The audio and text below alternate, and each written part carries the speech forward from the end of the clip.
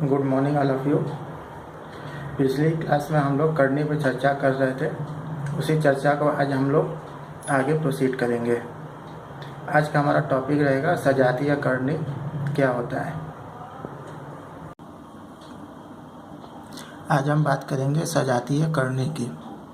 सजातीय करनी में हम जब से हमारे पास कम से कम 2 करनी रहेंगी तभी उनको कंपेयर करके हम बता सकते हैं कि सजातीय करनी वो है कि नहीं है।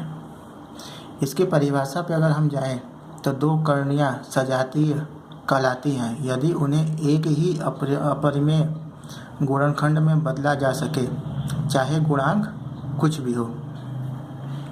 जैसे अगर हम उदाहरण से देखें तो यहाँ पे एक उदाहरण दिया हुआ है 3 × √5 तथा 7 × √5।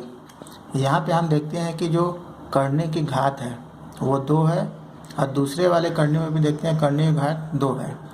पहले में देखते हैं करणीगत राशि जो है वो 5 है और दूसरे करनी में भी जो करणीगत राशि है वो 5 है।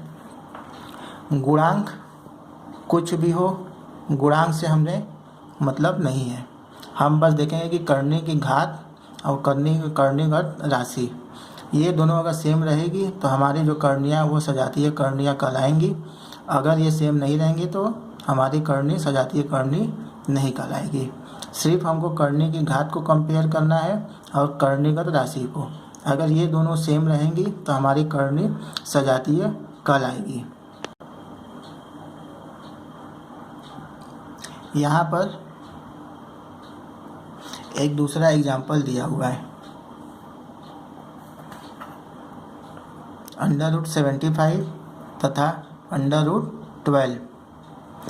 यहाँ पे हम देखते हैं कि करनी की जो घात है वो 2 है और यहाँ पे भी करनी की घात जो है वो 2 है, लेकिन जो करणीगत राशि है यहाँ पर 75 है और यहाँ पे 12 है। तो यहाँ पे हम देखते हैं कि करणीगत राशि सेम नहीं है, लेकिन इनको अभी हम डिसाइड नहीं करके बता पाएंगे कि ये सजातीय करनी है कि नहीं। इसके लिए हमें यहाँ पे इनको सॉल्व करना पड़ेगा।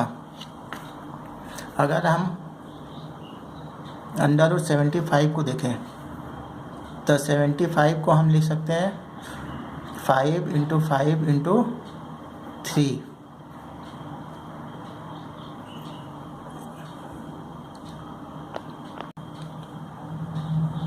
इसको अगर हम आगे प्रोसीड करते हैं तो ये 5 × 5 हो जाएगा, 5 का स्क्वायर × 3। और यहाँ से हम देखते हैं कि ये 5 हमारा बाहर चला आएगा करनी के। तो इस प्रकार हम देखते हैं कि √70 को हम एक मिश्रित करनी 5 × √3 में कन्वर्ट कर दिया। इसी तरह अब हम 12 को देखेंगे। 12 को हम लिख सकते हैं 2 × 2 × 3, 2 × 2 × 3। यहाँ पे हो जाएगा 2 का वर्ग और इसी तरह ये 2 भी करनी के बाहर चला आएगा। तो अब हम इन दोनों करनियों को अगर कंपेयर करें तो देखते हैं कि इनकी घात 2 और जो करणीगत राशि है वो 3 है। गुणांक से हमको मतलब नहीं है, तो इसलिए ये दोनों करनियाँ क्या होंगी, सजातीय करनियाँ कहलाएंगी। इसी के साथ आपका ये चैप्टर आज समाप्त होता है और आपको हल करने के लिए कुछ अभ्यास प्रश्न दिए जा रहे हैं जिन्हें आप 1 बाय 1 हल करके देखेंगे और जो नहीं आएगा उसको कमेंट के द्वारा आप पूछ सकते हैं।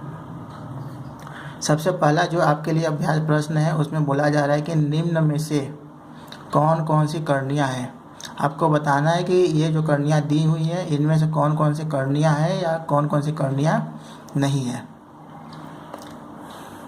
दूसरे प्रश्न में आपसे पूछ रहा है कि प्रत्येक में करनी की घात तथा करणीगत राशि ज्ञात कीजिए। दी हुई करनियों में आपको इन करनियों की घात बतानी है और साथ ही साथ इनकी राशियाँ। तीसरे प्रश्न में आपसे पूछा जा रहा है निम्न में से कौन कौन सी करनियाँ हैं। और करणियों के नियम का प्रयोग कर बताइए। पिछले क्लास में आपको करणियों के नियम के बारे में बताया गया था। उन्हीं नियम को उपयोग करके आपको इनको सॉल्व करना है, सिंपलेस्ट फॉर्म में लिखना है और उसके बाद बताना है कि ये करनी है कि नहीं है।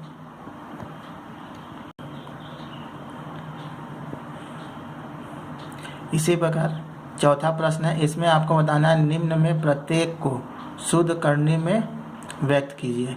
नीचे कुछ करणियाँ दी हुई हैं जो मिश्रित करनी में है, इनको आपको शुद्ध करनी में बदलना है। इसी तरह पांचवा प्रश्न है, निम्न को मिश्रित करनी में लिखिए। नीचे जो कुछ करणियाँ दी हुई हैं ये आपको शुद्ध करणियों में दिख रही हैं, इनको आपको मिश्रित करनी में बदलना है। छठे प्रश्न में आपको दो करणियाँ दी हुई हैं और उनको गुणा करना है। और सातवें प्रश्न में आपको ये बताना है कि दोनों करणियों में कौन सी करनी बड़ी है और कौन सी करनी उससे छोटी है। इसी के साथ आज ये क्लास समाप्त होती है और इन प्रश्नों को आप 1 बाय 1 लगा लेंगे और कहीं पे कोई समस्या आएगा तो आप इस कमेंट में से प्रश्न नंबर लिखकर प्रश्न को पूछ सकते हैं।